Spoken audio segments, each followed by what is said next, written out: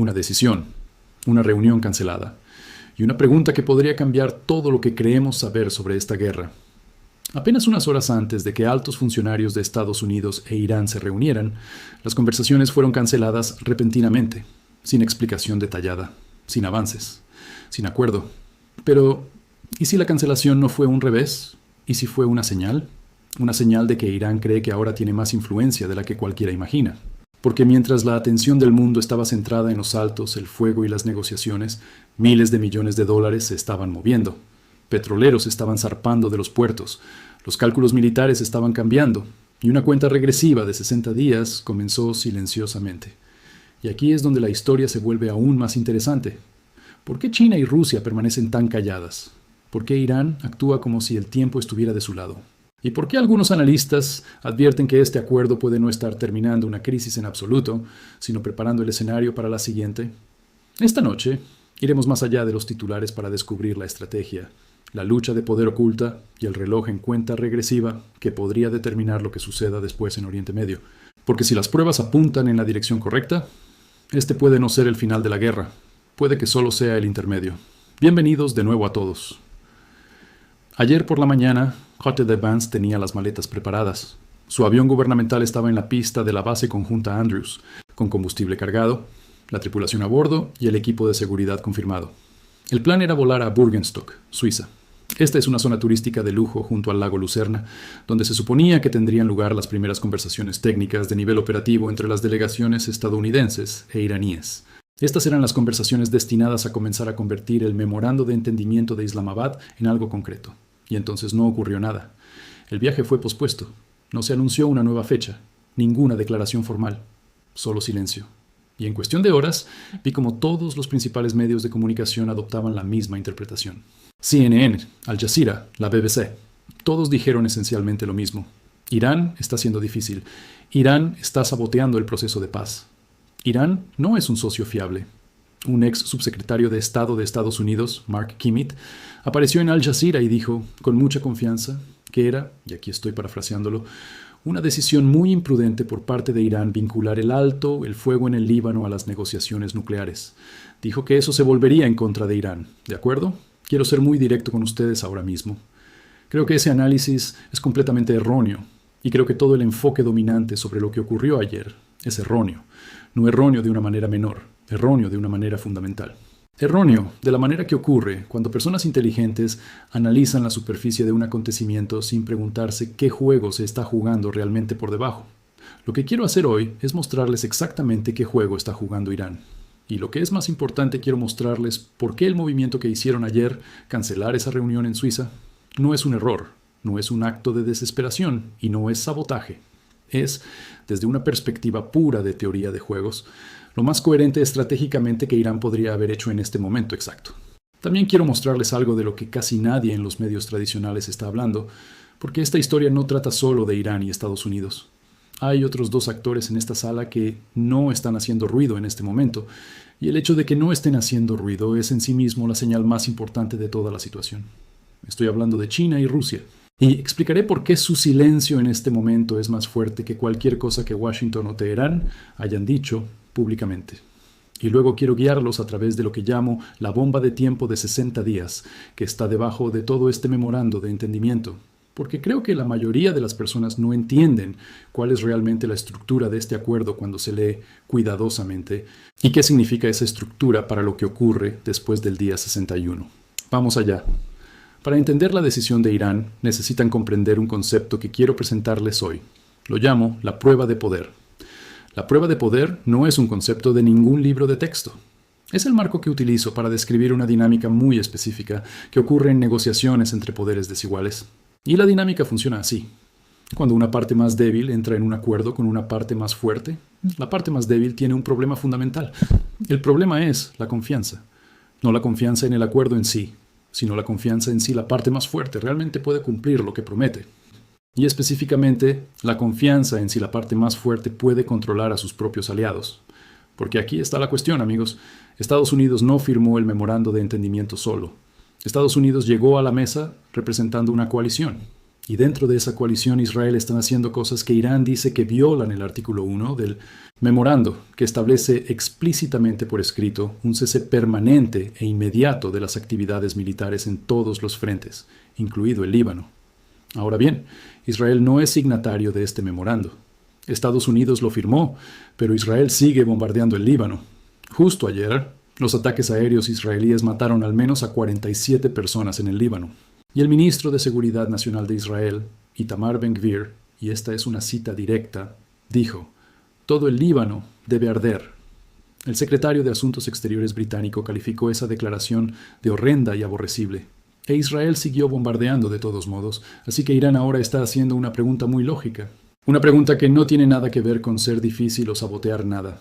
Irán está preguntando: si Estados Unidos no puede detener a su aliado más cercano en la región para que deje de violar el artículo 1 del memorando ahora mismo, en las primeras 72 horas después de la firma, ¿qué garantía tiene Irán de que lo mismo no ocurrirá a una escala mucho mayor dentro de 60 días?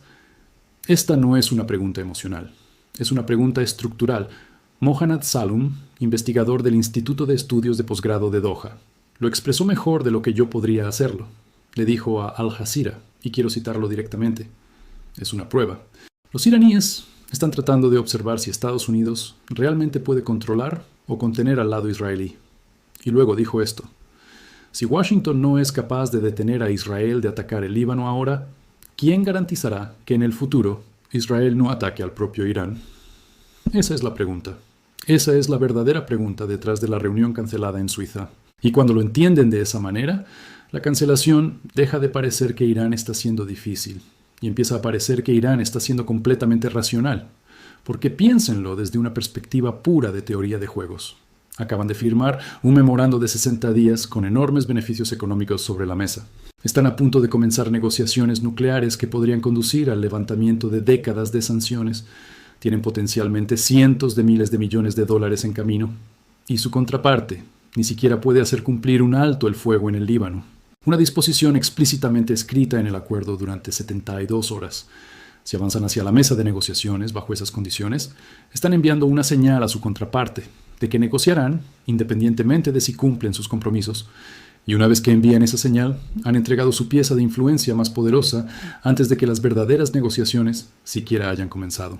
Irán no canceló esa reunión porque tenga miedo de las negociaciones. Irán canceló esa reunión para dejar absolutamente claro a Washington que Estados Unidos tiene una obligación, no una petición, una obligación de cumplir con el artículo 1 antes de que Irán dé un solo paso adelante. Eso no es sabotaje. Eso es negociar desde una posición de principios. ¿De acuerdo? Ahora quiero mostrarles los números, porque aquí es donde se pone realmente interesante.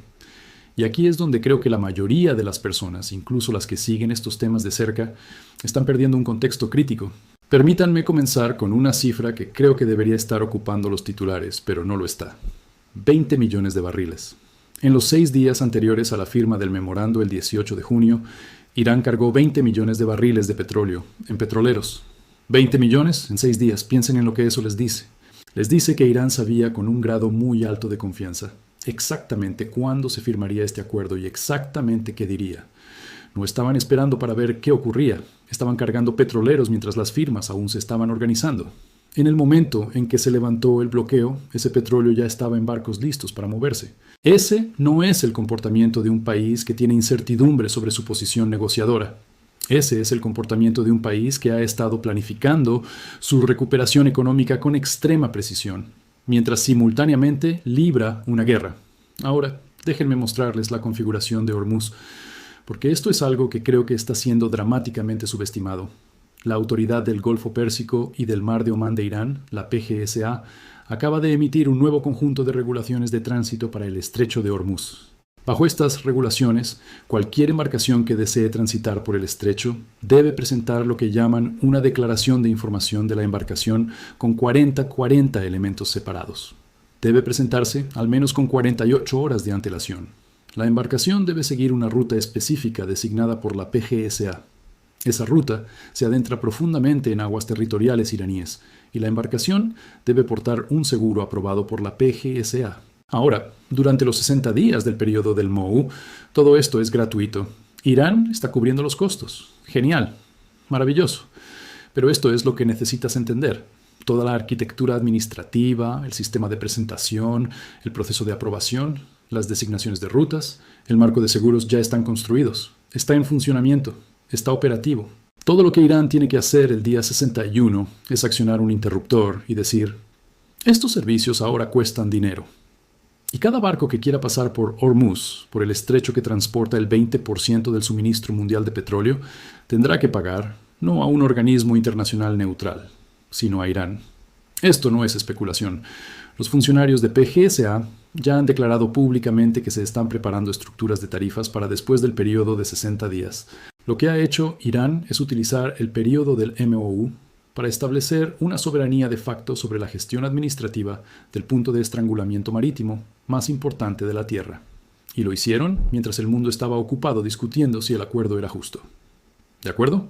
Ahora, déjame darte el tercer número. Y quiero que realmente lo asimiles por un momento. 60%. Esa es la proporción aproximada del arsenal de misiles Patriot de Estados Unidos que se gastó durante la guerra con Irán.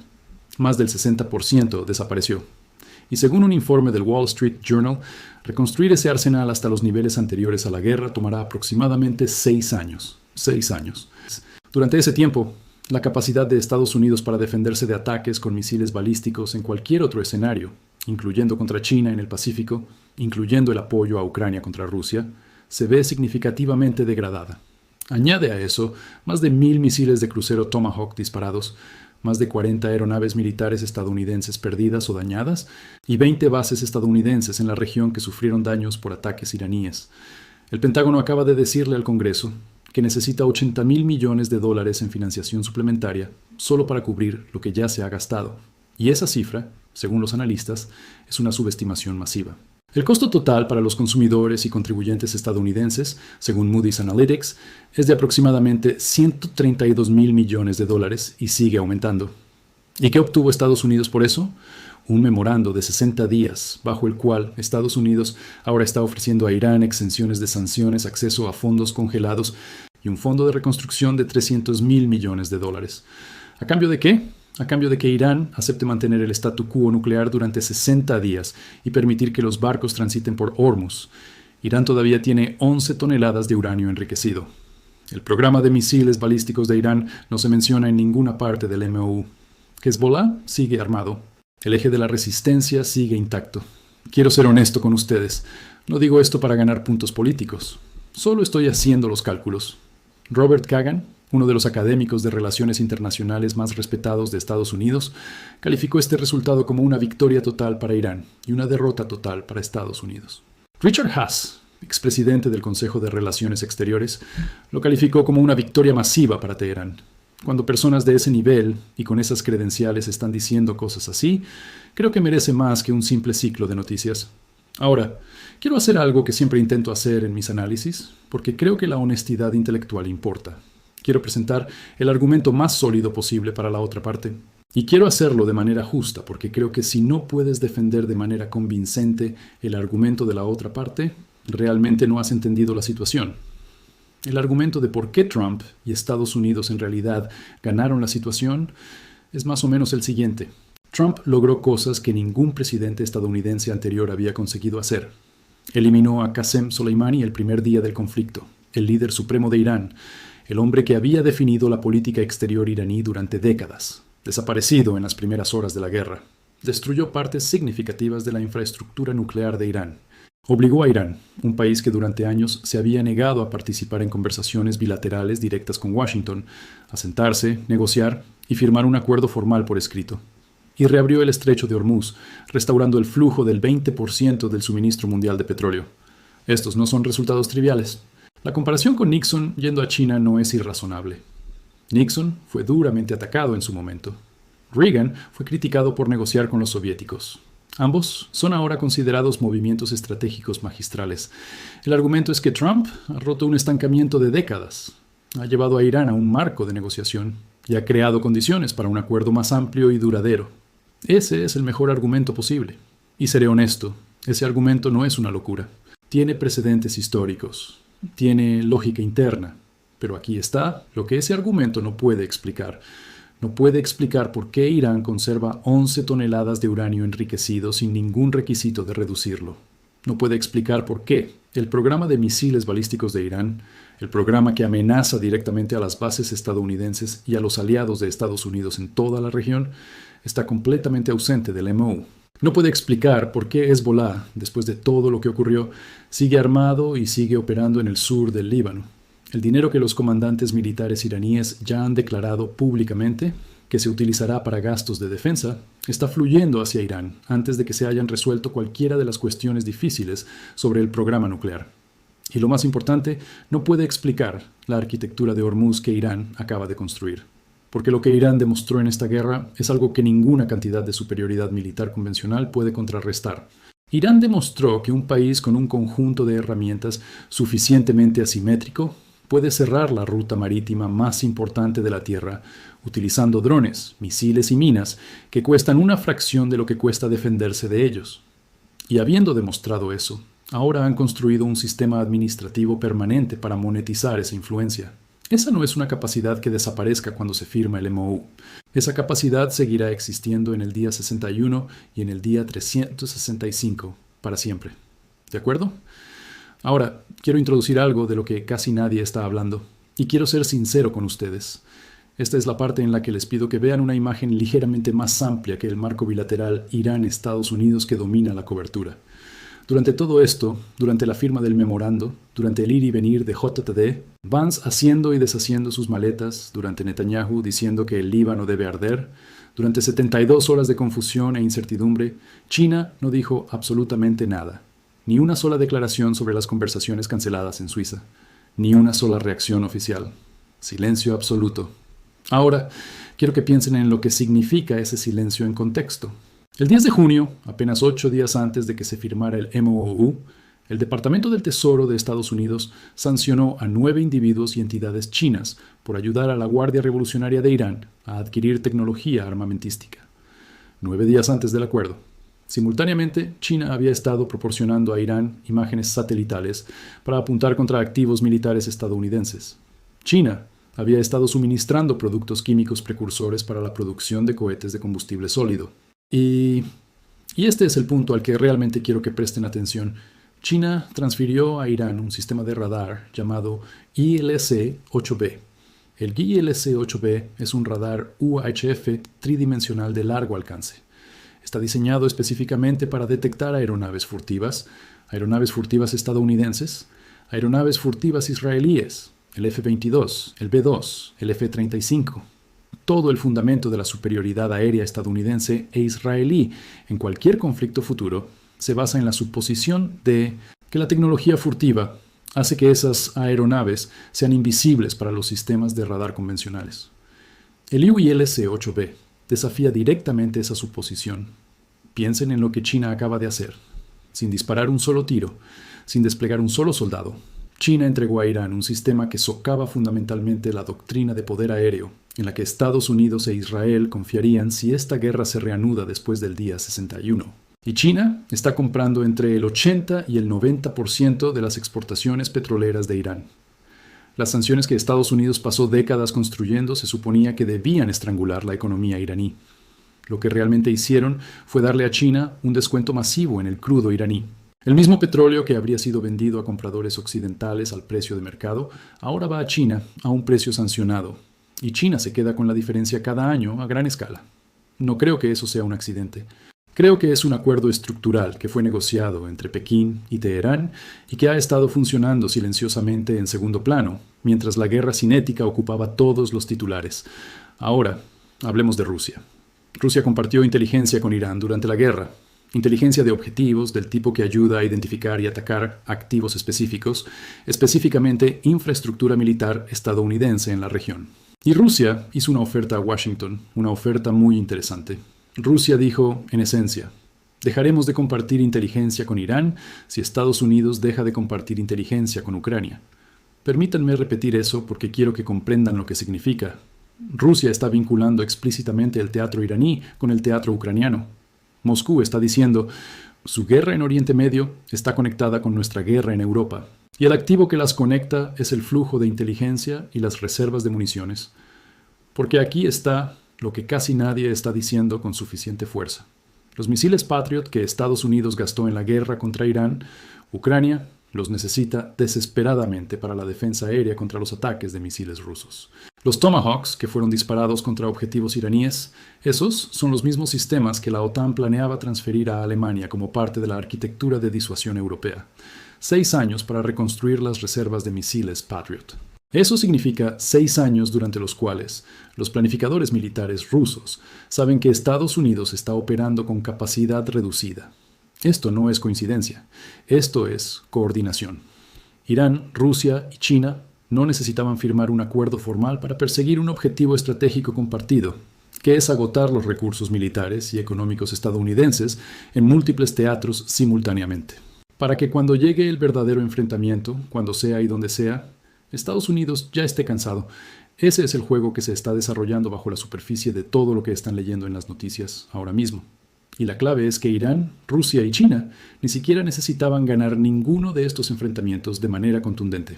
Solo necesitaban que Estados Unidos siguiera gastando, siguiera consumiendo municiones, siguiera firmando cheques, siguiera explicando al público estadounidense por qué la gasolina cuesta $4,56 por galón. Los verdaderos ganadores de la guerra entre Irán y Estados Unidos no están sentados en Washington ni en Teherán. Están sentados en Pekín y Moscú. Y están muy callados ahora mismo. ¿De acuerdo? Permítanme reunir todo con lo que llamo la bomba de tiempo de 60 días. Aquí hay un problema estructural con el memorando de entendimiento al que no creo que suficiente gente esté prestando atención. El artículo 13 del MOU establece un mecanismo de secuenciación. Bajo ese mecanismo, las negociaciones nucleares detalladas, lo difícil, lo que realmente importa en términos de niveles de enriquecimiento, inspecciones y restricciones de militarización, solo pueden comenzar después de que se haya confirmado la implementación de las concesiones iniciales por parte de Estados Unidos. Esas concesiones iniciales incluyen levantar el bloqueo naval, conceder exenciones de sanciones para las exportaciones de petróleo y comenzar el proceso de desbloqueo de activos congelados.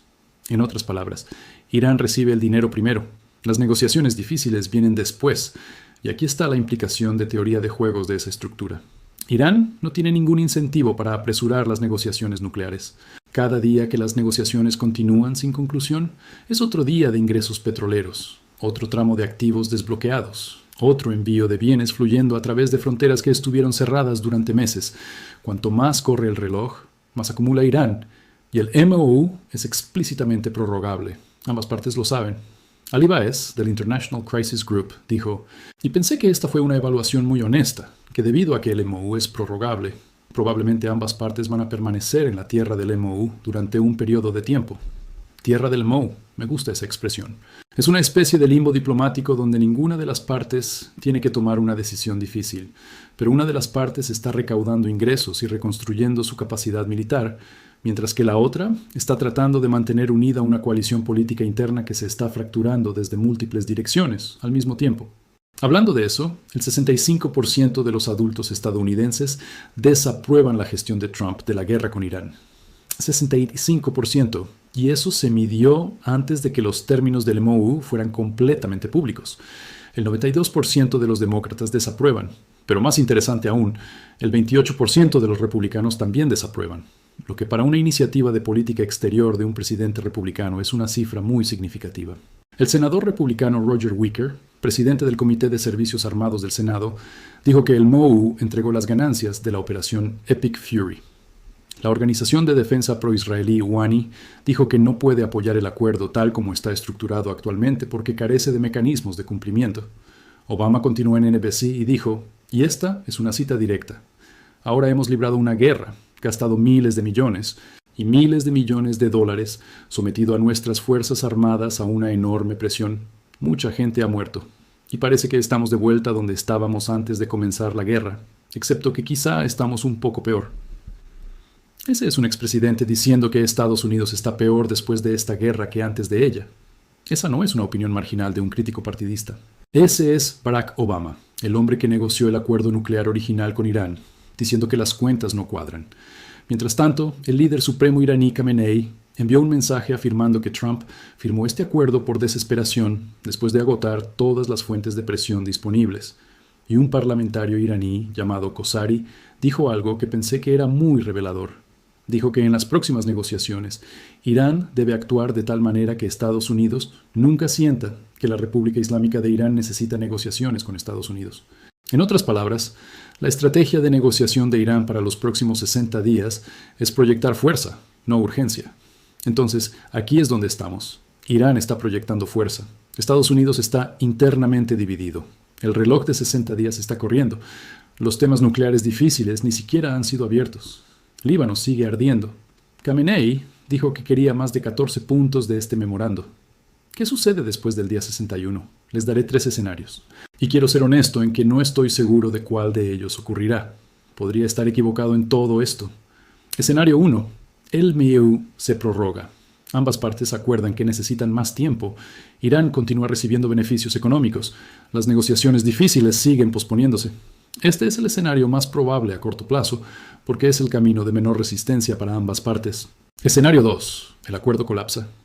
Líbano continúa escalando. Irán continúa utilizando a Líbano como una condición previa. La paciencia estadounidense se agota. El MOU se desmorona. Hormuz se cierra de nuevo. Y esta vez, dada la nueva arquitectura administrativa de Irán sobre el estrecho, no se reabre de manera temporal. Se reabre como una carretera de peaje. Escenario 3. Y este es el que creo que la teoría de juegos señala con mayor claridad. Irán utiliza exactamente 60 días para lograr 3 cosas. Exportar suficiente petróleo para reconstruir significativamente sus reservas financieras. Utilizar una parte de esas reservas, más los activos desbloqueados para reconstituir sus programas de misiles y drones y entrar en la siguiente ronda de negociaciones desde una posición de fuerza militar y económica sustancialmente mayor que la que tiene hoy. El periódico conservador iraní Etelaat ya describió el MOU como más el comienzo de una nueva fase de rivalidad gestionada que el fin de una crisis. Esa es la propia descripción del establecimiento iraní sobre lo que acaban de firmar. No paz. Rivalidad gestionada. Permítanme concluir esto con 3 cosas que quiero que observen muy de cerca durante las próximas 72 horas. Primero, ¿realmente el ministro de Relaciones Exteriores Araghchi irá a Suiza? Las fuentes dicen que se espera que viaje el domingo, pero solo si el alto el fuego en Líbano que se alcanzó el 19 de junio se mantiene en la práctica sobre el terreno. Si Israel lleva a cabo ataques adicionales en Líbano antes del domingo, Araghchi no irá. Y si no va, esa es la señal más clara posible de que el MOU está bajo una amenaza estructural inmediata. Segundo, ¿qué dice públicamente el IRGC sobre el uso de los activos descongelados? Porque si el general Bahidi o cualquier alto comandante del IRGC hace declaraciones adicionales reafirmando que los fondos liberados se destinarán a programas militares y de defensa. Eso es Irán, diciéndoles directamente que no planean hacer concesiones nucleares serias en los próximos 60 días. No se reconstruye un programa de armas y simultáneamente se renuncia a un programa de armas. Esas 2 cosas no son compatibles. Tercero, y esto es lo más importante, ¿Washington realmente ejerce presión real sobre Netanyahu? Según los informes, Trump ha tenido llamadas telefónicas muy tensas con el primer ministro israelí. Pero las llamadas telefónicas tensas y un cambio real de comportamiento son 2 cosas diferentes. Israel sigue bombardeando Líbano. Israel sigue manteniendo lo que llama una zona de amortiguación de seguridad que cubre aproximadamente el 14% del territorio libanés. Rob Malley, ex enviado estadounidense para Irán, dijo que el problema es que Estados Unidos realmente no parece saber qué quiere aparte de correr repetidamente para salvar el acuerdo. Si eso es cierto, si Washington está reaccionando en lugar de liderar, entonces la prueba de poder de Irán ya ha expuesto la respuesta. Y la respuesta no es buena para la durabilidad a largo plazo de este acuerdo. Si quieren hacer su propia investigación y cuestionar cualquier cosa que he dicho hoy, los animo a leer la entrevista de Rob Malley en PBS NewsHour sobre Líbano como la línea de fractura más peligrosa del acuerdo. Lean el informe del CSIS sobre el estado del arsenal de municiones de Estados Unidos después de la guerra. Lean las regulaciones oficiales de tránsito de la PGSA para el estrecho de Hormuz y observen la estructura administrativa que han construido. Y lean el mensaje de Khamenei sobre lo que Irán esperaba de estos 14 puntos. Lean todo eso, formen su propia opinión y regresen para decirme en qué estoy equivocado. Lo digo sinceramente. Mi análisis es tan bueno como la información con la que estoy trabajando. Y no tengo ninguna fuente especial. Solo soy una persona leyendo los mismos documentos que ustedes pueden leer. Y los dejaré con esta pregunta. Cuando Irán sigue insertando al Líbano como una condición previa no negociable para cada siguiente paso en las negociaciones, mientras China transfiere discretamente radares de detección furtiva y absorbe petróleo iraní con descuento, mientras Rusia vincula el escenario iraní con el escenario ucraniano y espera que las reservas de municiones estadounidenses permanezcan agotadas, la verdadera pregunta no es quién está perturbando la paz en Oriente Medio. La verdadera pregunta es esta: ¿está Washington observando el final de una guerra? ¿O está observando el intermedio de algo mucho más largo, mucho más complejo y mucho más costoso que cualquier cosa para la que le dijeron al pueblo estadounidense que se estaba comprometiendo? No sé la respuesta a eso. Y, honestamente, no estoy seguro de que nadie en Washington conozca la respuesta tampoco. Pero creo que lo que ocurra en Líbano durante las próximas 72 horas nos dirá muchísimo. Bien, amigos, eso es todo por hoy. Volveremos a esto a medida que se desarrollen los acontecimientos. Cuídense. Pero ahora quiero escucharlos a ustedes. ¿Creen que Irán está ganando la ventaja en estas negociaciones? ¿O todo esto forma parte de una estrategia más amplia de Estados Unidos? Déjenme saber sus opiniones en los comentarios de abajo. Y si disfrutaron este análisis y quieren una cobertura más profunda de los conflictos globales, la geopolítica y los acontecimientos internacionales de última hora, asegúrense de dar me gusta a este video, suscribirse al canal y activar las notificaciones para que nunca se pierdan una actualización. Además, tengo curiosidad. ¿Desde dónde están viendo hoy? Dejen su país y ciudad en los comentarios. Leo tantos de sus comentarios como me es posible. Gracias por ver, manténganse informados y nos veremos en el próximo video.